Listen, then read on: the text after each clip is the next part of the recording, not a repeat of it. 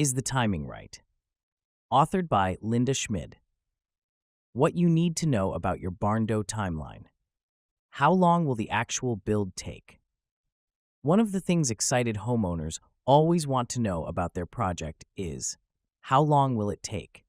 It is an important question to ask, of course, so you can make your plans. Will you hold off on selling your current house until the new one is complete? How will the timeline work with your lease if you rent? Will there be some gap time in between leaving your current home and moving into your new barndominium? JJ of JJ's Custom Builders, a builder of customized barndominiums, said that they tell their customers that it will take from 3 to 6 months from the time the ground is broken to the time they can move in. The timeline depends on a number of things, such as how big the barndo is and the complexity of the building.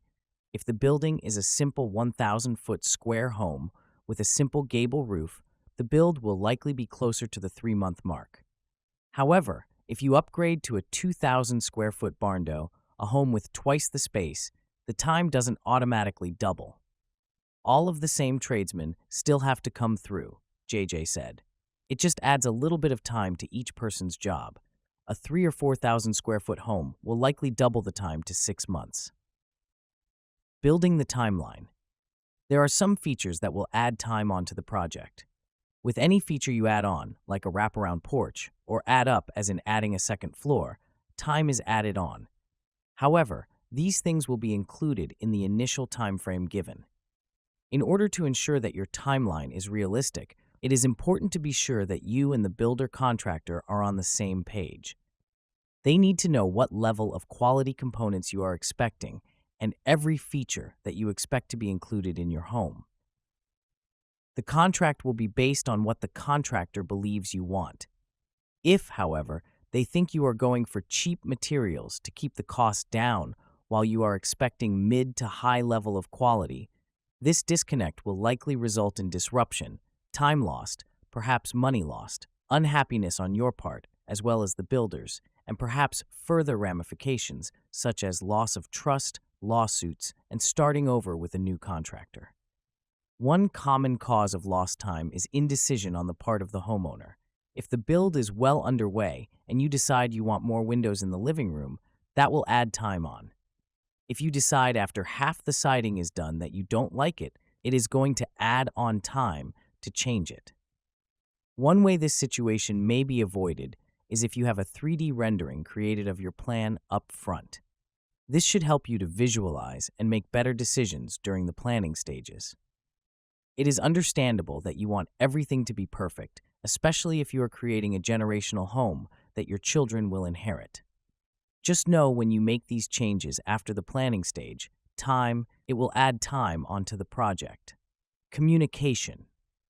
Most people like to be kept up to date regarding what is happening on their house project.